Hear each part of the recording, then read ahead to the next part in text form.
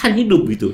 Ketika semuanya serba terbatas, ekonomi bergerak lamban, lalu kemudian kebijakan politik banyak membuat masyarakat tidak memiliki ruang-ruang untuk bisa meningkatkan pendapatan dan bertahan hidup, itu membuat orang otomatis survive manapun. Harus dibedakan bahwa media sebagai sebuah industri secara bisnis, media massa ya, dan media secara filosofi sebagai sebuah institusi sosial yang memang dia akan selalu dipercaya dan dipegang teguh masyarakat sebagai sumber informasi terpercaya. Nah, tidak ada wartawan yang siap dan mampu atau mau juga ya berkecimpung dalam dunia jurnalistik yang memiliki standar-standar tinggi itu, sehingga pada akhirnya ketika profesi ini memerlukan standar yang tinggi tetapi pelakunya tidak memenuhi standar itu, maka muncullah kemudian berbagai macam model-model oknum-oknum.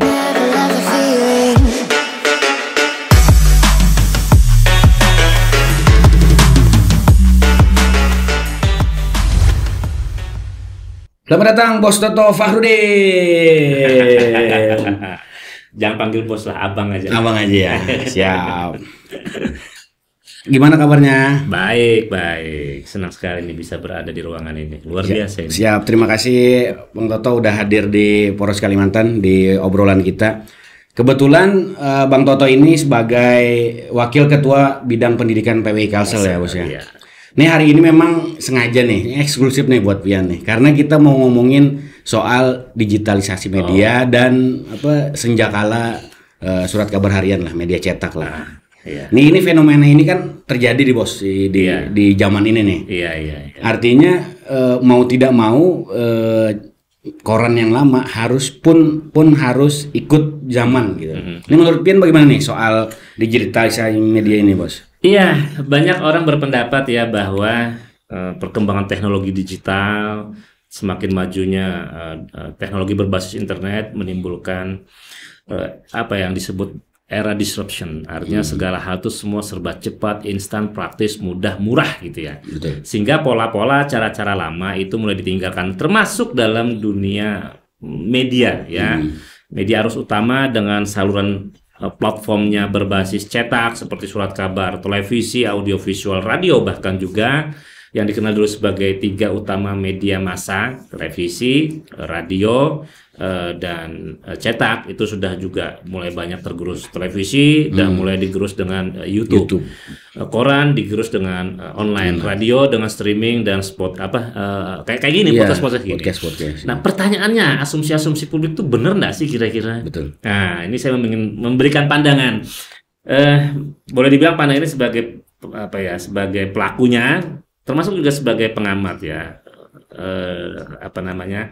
Secara data berdasarkan riset, jurnal, penelitian dan lain sebagainya.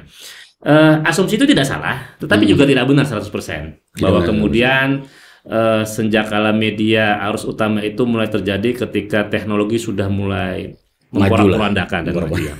Tapi kalau kita melihat historikalnya, ketika pertama kali platform media ini cetak itu ditemukan di era masa ketika revolusi industri, mesin cetak ditemukan. Betul. Di situ lalu kemudian berkembanglah penyampaian informasi melalui platform cetak hanya dengan selembar kertas lalu ditempel, lalu di situ menjadi cikal bakal munculnya surat kabar. Betul. Semakin lama teknologi berkembang, muncul teknologi baru ketika telepon ditemukan, telegram ditemukan, lalu kemudian muncul radio, ya kan? Nah, lalu ada kekhawatiran karena radio jangkauannya lebih luas, lebih cepat. Toh nyatanya juga koran faktanya masih eksis waktu itu. Berkembang lagi, muncullah kemudian televisi di era tahun awal 1930-an gitu ya. Sampai kemudian televisi berwarna muncul di era 60-70-an. Asumsi lagi dan pandangan publik muncul bahwa akan menggerus lagi platform cetak, radio dan karena televisi, karena entertainnya masuk di situ. Toh nyatanya ketiga-tiganya juga masih eksis gitu ya, masih ada gitu. Dan terakhir televisi juga dikhawatirkan akan mulai tergerus ketika internet mulai masuk, media sosial mulai masuk, online dan digital mulai masuk. Toh nyatanya juga penikmatnya dan masih ada.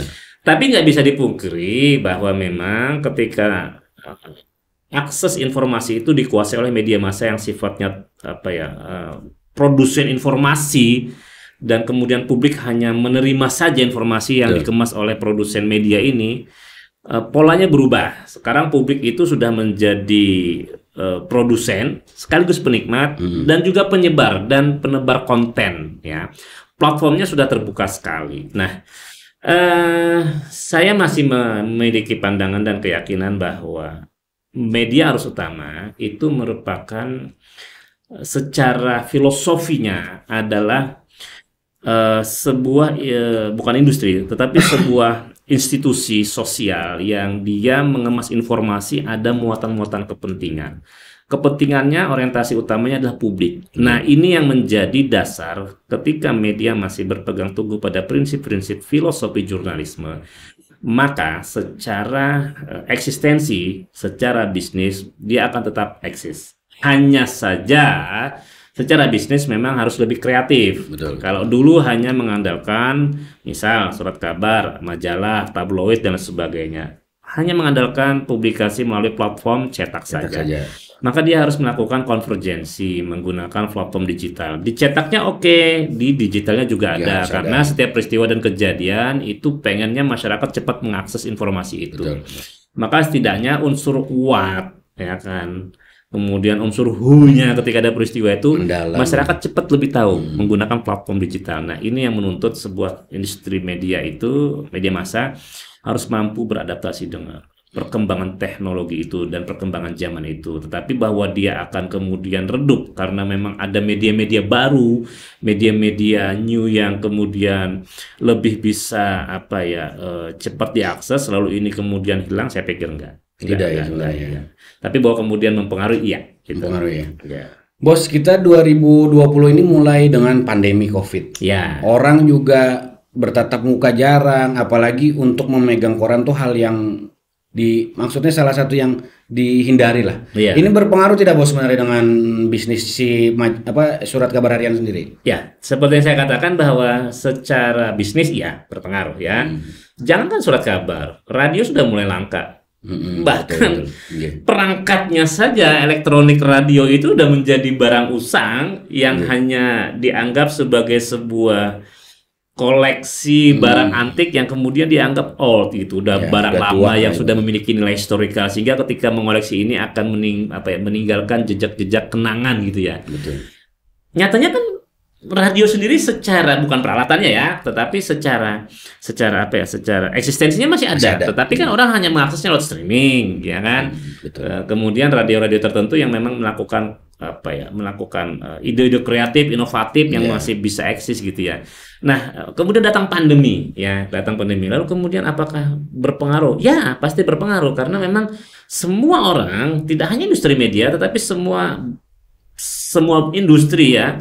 Mau industri perbankan, industri pendidikan, industri manufaktur, furniture, otomotif, elektronik sangat terdampak karena fokusnya mereka adalah bertahan hidup gitu. Ketika semuanya serba terbatas, ekonomi bergerak lamban, lalu kemudian kebijakan politik banyak membuat masyarakat tidak memiliki ruang-ruang untuk bisa meningkatkan pendapatan dan bertahan hidup, itu membuat orang otomatis survival untuk bisa bertahan. Nah, jadi nggak hanya industri media saja sebenarnya yang memiliki dampak ya. Semua sebenarnya. Jadi nggak bisa kita sederhanakan bahwa paling terdampak tuh media.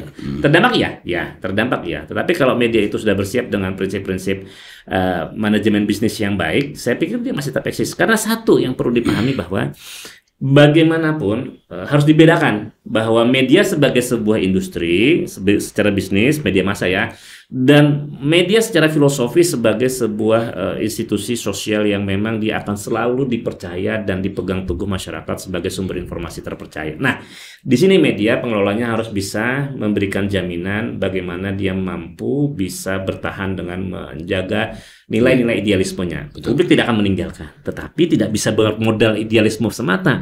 Harus kreatif secara bisnis, bagaimana agar secara fungsi manajerial, marketingnya, iklannya, beritanya itu juga bisa menopang secara bisnis sehingga operasionalnya bisa eksis. Nah, proporsinya antara ini yang mana?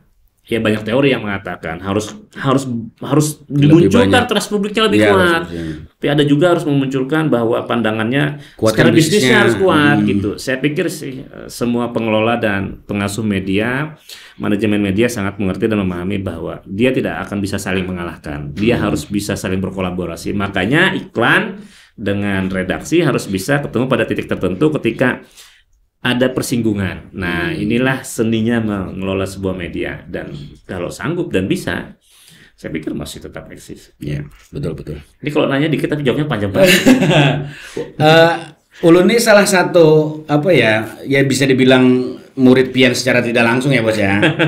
Artinya banyak juga menyerap dari ketika Pian memberikan materi dan lain-lain.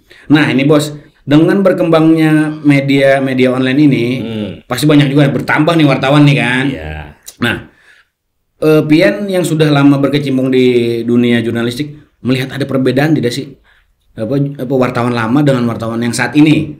Kan orang bilang banyak wartawan saat ini wartawan instan lah bos. Iya. Punya media lalu mahasiswa kah ditariknya atau siapa ditariknya tiba-tiba ya udah jadi wartawan dilepas aja. Otodidak aja di lapangan gitu tanpa kan dulu mungkin di era media cetak awal-awal itu kan pasti ada pelatihan apa segala macam sampai dia tahu betul bahwa apa yang akan dilakukan dia di lapangan gitu.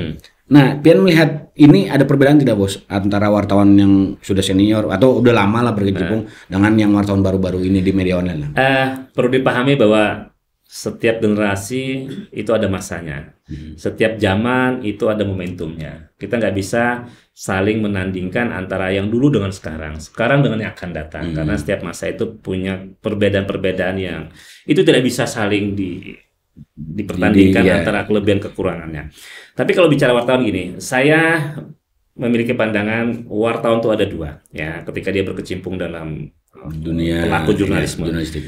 Satu, by design. By design ini adalah dia memang di-create karena memang latar belakang pendidikannya alumni jurusan jurnalistik. Iya, betul. Maka dia memahami teori-teori jurnalistik, bagaimana melakukan liputan investigatif. Dia menguasai itu secara teoretik. Tapi walaupun secara praktek belum tentu, tapi setidaknya ilmunya dia ada. Iya. Nah, kalaupun dia bukan alumni seorang sarjana jurnalistik, ya.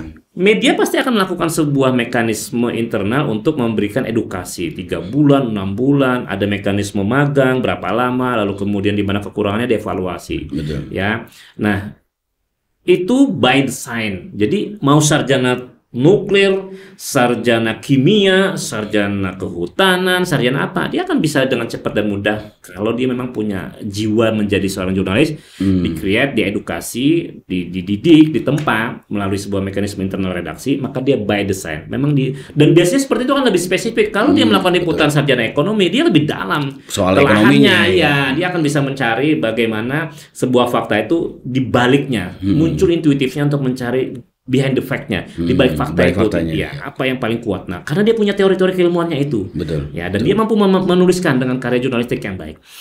Yang kedua adalah wartawan by accident. By accident. Ya, karena memang media memerlukan orang yang mau bekerja dengan kondisi tekanan yang tinggi, gaji yang sangat rendah, ya, tanpa ada jaminan, resikonya besar, tanpa ada ketentuan jam waktu liputan. Ya, bisa 1 kali 24 ya mungkin. Iya, saya sering merasakan dulu ketika masih di lapangan, baru aja datang istirahat setelah seharian. Dulu nggak ada populer telepon, medsos, apa itu yang masih pager gitu. Jadi memang harus ngepost. Jadi misalnya ngepostnya di satu liputan di pos polisi, misalnya di pos polisi ya. Harus standby dengan beberapa teman-teman kepolisian. Nanti di rumah sakit untuk memastikan ketika ada peristiwa besar korban-korban yang masuk seperti itu. Nanti ke Polres lagi, muter lagi sampai sore. Baru datang, duduk sekitar 15 menit, pengen rehat dulu istirahat. Tiba-tiba dengar suara kejadian lagi. Sirine, sirine. Ya harus cepat mikir apa lagi, karena saya harus segera berada di TKP, mengambil suasananya, menangkap momen-momen kritisnya ketika ada peristiwa kebakaran, histerianya, atau ada peristiwa kita nggak pernah duga yang cukup menarik sekali atau sangat kuat sekali news value-nya, saya harus dapat di situ. Nah, seperti itu, pulang baru mau ngetik lagi, ada lagi peristiwa misalnya. Nah, itu seperti itu. Nah, by accident mungkin ada orang yang memiliki kemampuan, ya kan? Betul. Tetapi hanya berpikir bahwa saya menyandang status sebagai seorang jurnalis saja. Nah, tanpa ada kompetensi, tanpa ada keahlian, tanpa ada itu tadi, tapi dia mau, ya Oh, kan, iya. yang punya standar kerja itu, karena nggak semua orang mau seperti itu, Betul. karena jurnalis ini profesi perpaduan dari sebuah kemampuan teknik, skill menulis dan dasar-dasar jurnalistik, tapi juga punya naluri dan jiwa yang kuat gitu. Jadi nggak semua orang bisa. Nah itu banyak sih dan banyak peristiwanya seperti itu gitu Iya, kan. iya, iya. Dan yang mungkin tadi JP bilang mungkin ini terjadi di saat ini ketika begitu banyak bermunculan media online, iya. tidak ada wartawan yang siap dan mampu atau mau juga ya berkecimpung dalam dunia jurnalistik yang memiliki standar-standar tinggi itu, sehingga pada akhirnya ketika profesi ini memerlukan standar yang tinggi tetapi pelakunya tidak memenuhi standar itu, maka muncullah kemudian berbagai macam model-model oknum-oknum seperti itu. Iya, benar-benar. Nah, ya, jadi itu yang terjadi. Kenapa kemudian banyak bermunculan media online? Memang zamannya sudah seperti ini, Iya, nggak bisa zaman. lagi. Teknologi sudah memberikan ruang yang luas dengan platform saluran digital dan media sosial sebagai saluran publik untuk bisa menyampaikan informasi. Jadi sekarang masyarakat itu tidak hanya menjadi orang yang menerima informasi, tapi dia menjadi pelakunya juga, produsennya juga, sekaligus menyebarkan juga gitu. Iya. Bos, ini kembali ke dasar ya. Soal wartawan ini stigmanya lebih banyak ya, Bos ya. Kalau kita ketemu orang umum ya. Iya. Contoh di daerah-daerah, stigmanya itu nggak bagus buat wartawan, ya. negatif lah. Kita pembelaan seperti apapun ya mungkin karena stereotipnya seperti itu ya akhirnya stigmanya tetap seperti itu. Nih mungkin kira-kira kalau dari Pian nih, soal stigma itu sebenarnya seperti apa sih, Bos? Dan bagaimana kita membalikkan stigma itu biar ya jangan terlihat buruk terus gitu loh wartawan ini. Semua profesi itu pasti ada oknum, semua institusi itu pasti ada oknum. Apapun ya dalam kehidupan ini, saya pikir pasti akan ada orang-orang yang menyalahgunakan jabatan, wewenang, profesi, pekerjaan dan segala macam. Kalau nggak ada dong yang namanya koruptor, nggak ada yang namanya maling, nggak ada yang namanya oknum. Ya karena sebuah orang itu kan kembali ke manusianya. Bicara tentang bagaimana profesi ini lalu kemudian memiliki stigma dan stereotip negatif karena dianggap banyak oknumnya yang melakukan penyalahgunaan fungsi persnya sebagai jurnalis. Ketika mengaku wartawan, ada berita yang bisa dikondisikan 86 ya sebutannya dulu istilahnya di kepolisian yang kemudian 86 itu maksudnya kan dimengerti gitu ya, Roger gitu ya, 86 87 dilanjutkan apa gitu ya. Nah, kalau kemudian di dunia wartawan 86 itu diselesaikan gitu ya, apakah beritanya dilanjutkan atau tidak gitu ya. Lalu kemudian istilah-istilah itu berkembang dan memunculkan oknum-oknum yang selalu memiliki orientasi seperti itu, lalu muncul stigma negatif. Ya memang seperti itu faktanya bahwa ya itu tadi salah satunya adalah karena memang banyaknya teknologi ini memberikan kemungkinan munculnya banyak media-media yang secara prinsip itu tadi pengen mengejar kepentingan bisnis belaka, mengabaikan bagaimana proses rekrutmen dan standar-standar jurnalistiknya itu. Nah, lalu muncullah oknum-oknum seperti itu, ya kan? Lalu menimbulkan stigma dan stereotip yang sama. Itu fakta. Dan saya sering sekali mendapat keluhan juga ya. Tetapi saya juga memberikan pandangan balik bahwa pers ini milik masyarakat. Kemerdekaan bukan independensi. Kemerdekaan itu artinya kan bagaimana pers itu memiliki ruang ekspresi yang bebas, tidak ada tekanan dari politik ekonomi. Nah, kalau ternyata yang merusak itu dari internal masyarakat persnya sendiri karena ulah-ulah oknumnya, maka masyarakat juga harus menjaga. Seperti apa menjaga? Misal ketika ada yang datang mengaku wartawan, Pak, saya wartawan, datang ke sebuah sekolah, menelisik informasi atau mendapat informasi dari informasi internal sekolah juga karena ada gesekan mungkin antara guru, kepala sekolah dan segala macam, lalu lapor ke wartawan, cuman lapornya kepada wartawan yang bukan nggak benar sih, yang nggak tepat gitu ya. Lalu kemudian peluangnya wartawannya pikir ini bisa dikondisikan sih, ya kan? Siapa yang mengelola kepala sekolah ini? Datang jangan dengan data yang ada lengkap, kaget kepala sekolah. Kok wartawan tahu dari mana dia dapat penyelewengan dan modusnya segala macam? Takut karena dia dengar wartawan. Kalau dipublish akan berdampak secara karir dan hukum misalnya. Betul.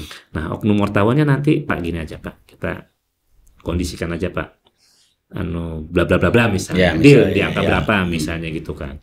Nah akhirnya dia diperas gitu kan. Diperas Ya, ya, dia diperas. diperas. Nah ketika dia diperas akhirnya terjadi apa ya, bukan konspirasi, terjadi kesepakatan yang tidak fair gitu ya. yang Nah buruk ini lah ya ini yang terjadi. Nah lalu orang punya stigma negatif, akhirnya menyamaratakan seperti itu. Nah kondisi-kondisi ini yang memang menjadi kenyataan. Ini yang kemudian Dewan Pers membuat sebuah regulasi, aturan, mekanisme bahwa agar wartawan itu tidak menyalahgunakan profesinya karena ada tanggung jawab moral dan nilai-nilai filosofi idealisme yang dijaga itu kepada kepentingan publik harus berkompeten.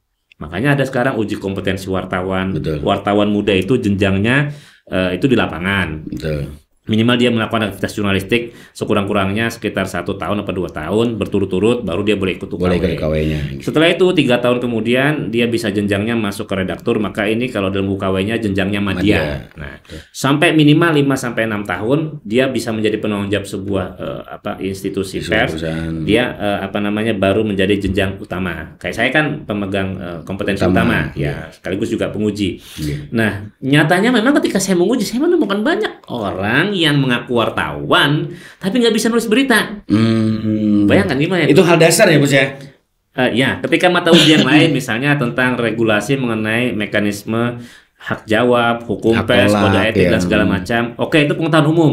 Dia nggak bisa jawab, dia bisa baca buku. Ya betul. Ya kan? Tapi kalau dia bikin berita, nggak tahu struktur berita piramida terbalik. Iya, tidak tahu 5W1H hanya nggak ada. Apalagi dengan teknis tata bahasa yang amburadul, titik koma dan segala macam. Tidak bisa menempatkan kutipan langsung dan tidak langsung. Gitu. Gimana mau diluluskan? Iya. Ya, saya pernah bahkan ini saya nggak perlu cerita lah. Tapi banyak kasus seperti itu. Banyak seperti itu. Artinya mereka ini cuman di lapangan selama ini cuman. Iya. Maksudnya ketika tidak bisa menulis berita dengan temannya. Oh. Jadi kopas-kopas aja. Iya. Kadang minta berita gitu aja. Betul. Ya itu yang terjadi. Bos, terkait UKW nih, seberapa penting sih sebenarnya wartawan harus punya kompetensi itulah? Saya pikir gini, sebenarnya kesadaran untuk meningkatkan kompetensi itu harus dari dalam diri masing-masing. Oh, saya wartawan, saya liputannya di bidang olahraga. Ya otomatis saya harus memahami, menguasai ketika ada istilah offside untuk sepak bola. Kemudian kalau karate mungkin istilahnya apa gitu. Bayangin kalau misalnya dia nggak paham ketika sepak bola offside atau lemparan ke dalam atau pelanggaran apa, dia bilang gitu. Ya.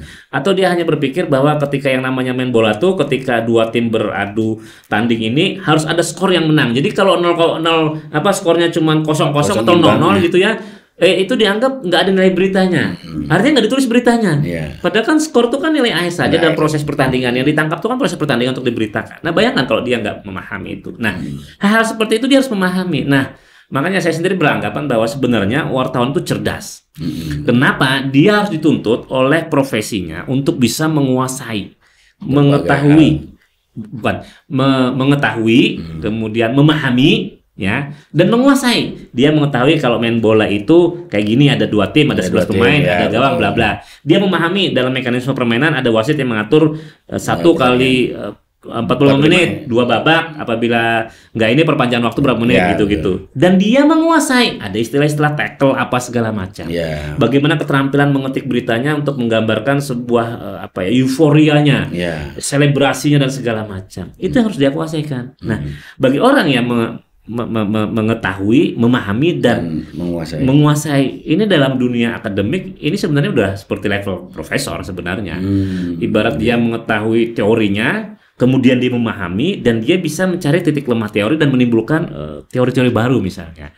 Bayangkan seorang wartawan dituntut, dan itu tidak hanya satu bidang liputan, semua aspek sosial, ekonomi, politik, karena kan dia bisa rolling. Nah, artinya dia harus selalu meningkatkan kompetensi dirinya. Nah, persoalannya adalah seberapa kuat sih budaya baca di Indonesia gitu ya. Nah, itu yang jadi persoalan. Pada akhirnya kan berdampak terhadap literasi kosakatanya. Untuk hanya menulis itu aja nggak ada nggak ada unsur penguat kosakata yang cukup menguatkan gitu. Nah, uji kompetensi wartawan sendiri sebenarnya adalah salah satu mekanisme secara aturan ya. Tetapi tidak menjamin bahwa kemudian dia berkompeten, tapi ikhtiar itu setidaknya bisa menjadi salah satu upaya untuk memberikan harapan Harapan. agar yang sudah berkompeten ini dia sudah mengerti. Oh, ketika saya selama ini di lapangan, saya merasa baik-baik saja ngetik berita. Setelah diuji, oh ternyata nggak standar gitu. Betul. Artinya saya harus meningkatkan kompetensi. Kalau saya nggak berkompeten, kalau narasumbernya pintar dan dia sangat memahami tentang seluk-beluk pers, misalnya ditanya, dari mana media ini Pak? Oke. Saya boleh lihat kartu persnya? Persnya ya. Oh, media Poros ini. Oke, silakan mau tanya apa? Ya, bla bla bla bla. Dia udah merasa nih pertanyaannya kok nggak substantif, kok menyebarnya ke sini. Melebar kemana-mana ya. Mohon maaf, Anda udah kompeten belum? Apa Pak kompeten Pak? Udah ikut uji kompetensi sama yang diadakan Dewan Pers nggak? Iya, malah lebih tahu narasumber. Misalnya. Oh, menurut Undang-Undang Pers atau menurut Peraturan Dewan Pers, narasumber berhak nih menolak kalau misalnya wartawan dinilai tidak berkompeten. Saya nggak menghalang-halangi ya, tapi saya menyatakan declare saya nggak mau diwawancara. Kalau bisa cari deh dari poros yang berkompeten saja. Misalnya si wartawan, si narasumber sangat memahami itu. Bagaimana seperti itu misalnya dikondisikan ketika kebetulan ketemu narsum karena dia udah merasa ini wartawan kok yang ditanya nggak fokus, yang ditanya nggak terkait dengan ini gitu kan, yang bukan kapasitas saya misalnya bidang teknis yang ditanya tentang kebijakan misalnya, dan kebetulan dia paham, seperti itu. Nah, UKW ini setidaknya merupakan upaya dan ikhtiar ketika dia mengikuti mata ujinya ini dari 11 mata uji dengan nilai standar minimal 70 setiap mata uji. Per mata uji, bukan kumulatif ya, nilai akhirnya 70. Tapi setiap mata uji itu 70, maka dia udah tahu. Karena yang diujikan semua adalah hal-hal dasar sesuai jenjangnya. Yang muda fokus ke berita saja. Yang media fokus kepada redaksional. Ya, redaksional. Bagaimana memastikan bahwa ini tidak mengandung pelanggaran kode etik. Yang ini menyangkut jaminan bagaimana secara bisnisnya bisa ini dan sebagainya. Menyangkut kebijakan-kebijakan. Nah, peran-peran yang ini yang ketika dia di lapangan direkonstruksi dalam sebuah format uji dengan beberapa mata uji sesuai jenjangnya ini, dia akan tahu bahwa oh ternyata saya memang selama ini merasa benar-benar saja ternyata ada kurang. Istilahnya dia akan berpikir untuk belajar, dan ketika dia ada punya kemauan untuk belajar dan memiliki kompeten, dia bisa mendeklar, Pak saya sudah mengikuti uji kompetensi, jadi insya Allah nanti produk jurnalistiknya akan ini. Setidaknya dia akan menjaga bahwa saya akan mencoba untuk lebih lebih baik lah gitu dengan itunya. Tapi tidak menjamin seperti yang saya katakan. Tapi setidaknya ada harapan. Ada harapan untuk memperbaiki kualitas jurnalistik di Kalimantan Selatan ya. Iya, karena itu kembali ke masing-masing orangnya. Ya, kan dalam teori kejahatan tuh kata Bang Nampi, ada niat, ada kesempatan. Tetapi antara niat dan kesempatan dulu. Kadang kalau nggak ada kesempatan, walaupun nggak ada niat, bisa nggak jadi. Tapi kalau ada kesempatan, niatnya ada, ya kan, bisa jadi muncul gitu kan. Nah, jadi antara itu tadi, ketika seorang jurnalis itu dia memiliki kompetensi itu, ada sedikit benteng moral yang membuat dia itu berpikir ketika ada kesempatan dalam profesinya, tolong dong jangan beritakan, tolong dong. Setidaknya dia berpikir apa yang akan dia lakukan.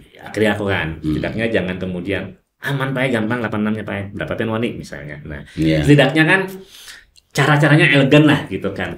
Nah, cara-cara elegannya misalnya, boleh Pak, Bapak hak jawab dulu. Tapi kalau Bapak merasa keberatan dengan berita ini, untuk mengklarifikasi biar Bapak atau Ibu misalnya bisa lebih luas menyampaikan, silakan Pak, kita sediakan kolomnya editorial. Berbayar juga, tapi berbayarnya nggak secara kepentingan pribadi memeras itu tadi. Tapi kemudian berekspresi tetapi lebih elegan dari sisi bagaimana pers juga menyediakan saluran itu. Dan tidak merusak idealisme diri sebagai jurnalis kita nggak mengaku dan merasa kita ini lebih baik, lebih suci. Nggak semua orang pasti, termasuk saya, pasti memiliki banyak kekurangan ya. Tetapi setidaknya mencoba untuk mencoba untuk menjaga bagaimana nilai-nilai idealisme dan filosofi pers itu tetap baik gitu lah intinya. Siap. Wah, panjang lebar sudah nih kawan-kawan kita ngobrol dengan Bang Toto. Aduh, mungkin sudah banyak yang bisa kita ambil dari percakapan ini. Nih mungkin ini Bang Toto, terakhir dari saya minta mungkin. Terakhir kan? Iya nih, terakhir pertanyaan terakhir ya. 10 menit aja. Pertanyaan terakhir, apa nih masukan lah dari Pian sebagai Wakil Ketua Bidang Pendidikan untuk kawan-kawan jurnalis yang mungkin baru terjun lah di dunia jurnalistik Kalimantan Selatan lah. Kira-kira apa dan fondasi apa yang perlu dilakukan, fondasi awal lah Karena orang merasa dari pondasi awal ulun ada di media cetak dulu itu dari Pian, dari kawan-kawan redaktur yang lain, itu pondasinya kuat, satu dan lainnya itu saling menguatkan gitu. Ya. Kira-kira apa nih Mas? Oke. Saya ingat 3 orang tokoh pers Indonesia, dan mereka ini tokoh pers 3 zaman. Saya lupa nama beliau-beliau ini, tapi kalau nggak salah sudah meninggal. Ketika menjemput dari bandara, ketika menjadi narasumber Sekolah Jurnalisme Indonesia, beliau berkata gini, Mas, Anda mengabdi secara profesional dengan profesi Anda. Yakin dan percaya, hal-hal yang baik akan mengikuti. Jangan Anda mencari keuntungan dulu dari profesi Anda, tapi mengabdilah dengan profesional dengan profesi Anda, maka hal-hal baik akan mengikuti Anda, katanya. Termasuk ekonomi maksudnya. Saya pegang teguh itu, dan saya merasakan itu. Artinya apa? Ketika kita mengabdi itu, seperti yang saya katakan, seorang jurnalis itu dituntut memiliki satu kemauan untuk mengetahui, memahami sama itu. Artinya kita memang harus terus meningkatkan, upgrade. Ya, kualitasnya. Karena dunia ini kan dinamis, berkembang. Terus, ya, hal-hal yang dulu kita pahami, kuasai, belum tentu akan sangat relevan dengan 2-3 tahun ke depan gitu ya. Bukan 10-15 tahun ke depan, tapi 2-3 tahun ke depan aja belum tentu, sangat pendek. Iya. Nah, artinya kita harus terus meningkatkan kompetensi. Misal, ya ini yang sering saya tingkatkan dengan kawan-kawan wartawan. Kita ini punya labeling sebagai profesi yang di mata orang itu memiliki pengetahuan, pengalaman. Betul. Sebagai seorang jurnalis yang nilainya itu ada. Betul. Kenapa misalnya dengan kemampuan yang seperti ada itu kita nggak mengembangkan menjadi seorang pembicara? Ketika diminta pandangan pendapatnya tentang dunia media sosial, dunia hoax dan segala macam. Tapi ini kan menuntut kemampuan berkomunikasi yang baik. Public speaking yang baik. Ya kan. Jadi pembicara itu ya lumayan loh, sangat lumayan. Honornya. Wah, sangat. Dan saya merasakan itu, ya kan. Artinya apa? Ketika saya dipandang orang sebagai seorang jurnalis yang punya kompetensi untuk menyampaikan ya tentang hal-hal yang menyangkut profesi saya. Nah, kan ini kan akhirnya kan hal baiknya ngikutin ya. Iya. Dari segi ekonominya ngikutin. Betul. Ya. Kemudian orang akan melihat dan menilai, baik nih, bagus nih. Dengan jejaring yang dia miliki, dia akan menyampaikan, saya punya teman narasumbernya ini bagus, dia Anda bla bla bla bla misalnya. Dapat lagi di sini, dapat lagi di situ. Kita tingkatkan lagi kompetensi kita, tidak hanya mampu dan pandai bicara, tapi juga menjadi seorang praktisi di bidang apa misalnya sesuai dengan keahlian kita. Maka orang akan bisa minta bantuan sebagai seorang profesional untuk bisa meminta masukannya apa gini. Nilai positifnya itu lagi. Nah, maka bagi teman-teman ketika ingin menjadi seorang jurnalis, saya berharap sih teruslah kembangkan potensi diri. Tingkatkan kompetensi, perluas dan tambah wawasan, ya kan? Betul. Bangun komunikasi dan jejaring. Dan satu hal yang saya mungkin selalu tekankan, jangan selalu merasa paling hebat.